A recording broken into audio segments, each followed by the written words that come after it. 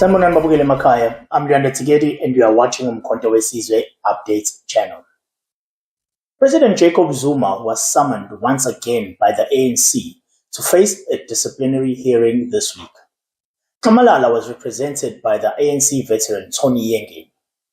This hearing is because President Zuma decided to back the MK party ahead of the elections in May.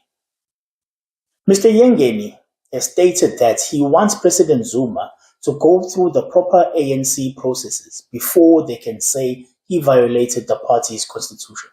Here's what Mr. Tony Yengeni had to say. Of course, as a member of the ANC, there's no way that I'm not going to agree with the rules and regulation of the ANC. Like any other organization, the ANC has got disciplinary processes and its members should observe and uphold those processes.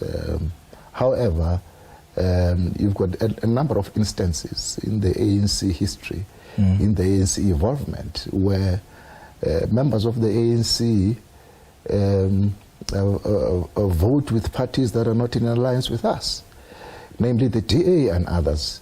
Even today, we've got a GNU, where ANC members, ANC leaders vote with the DA. Nobody's raising the question, in terms of these rules, how do then these rules apply to some people and not to other people? Okay, so there's a whole big debate around that matter. That's why, as far as I'm concerned, even when I was still in the NEC, I used to oppose vehemently this notion of voting with the DA. To me, that thing is unprecedented. You sitting there can say that and say he violated, but you know better that in this country, you can't just sit there and say he violated. There must be a process. That's what we have been doing in the last 2 weeks to determine the veracity of these allegations. And as I'm saying to you now that there's a question that arises at this point in time.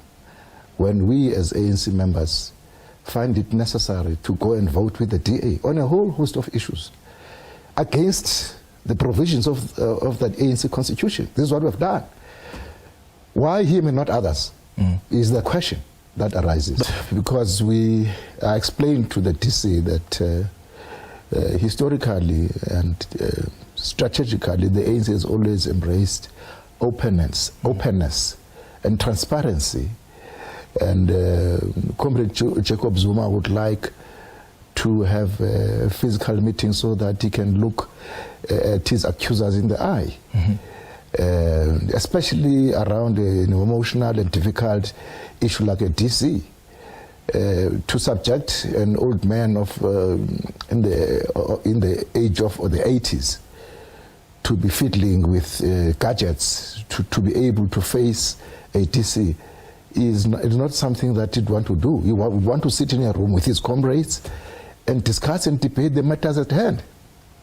So, and therefore, this notion of hiding behind closed doors, behind the computer and the cell phone, is not something that he can fathom. When I left, it was after they decided that they're proceeding with the virtual platform, and they're not going to allow us to have a pre-hearing as we asked them to do, because there are things that we wanted to talk about during that pre-hearing.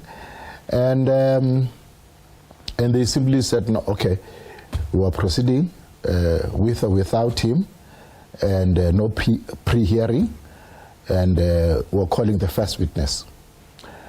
And then the first witness came today, that was Mbalula, who gave some evidence about the press conference in Soweto on December 16.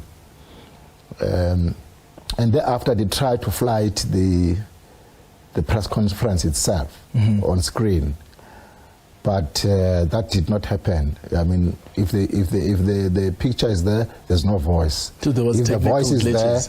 there, if the voice is there, there's no picture. After 10 minutes, like, guys, this is what I warn you about this virtual platform. Okay. So I'm not putting up with this nonsense. I'm leaving. The main question that Comrade Tony Yengeni is asking here is, how do these rules apply to some and they do not apply to others? These people seem to pick and choose who deserves to be persecuted. Well, that's all from us today. Please support our channel by pressing the subscribe button, like the video, and share the video link with your family and friends. Ulianda Tikedilo, signing out.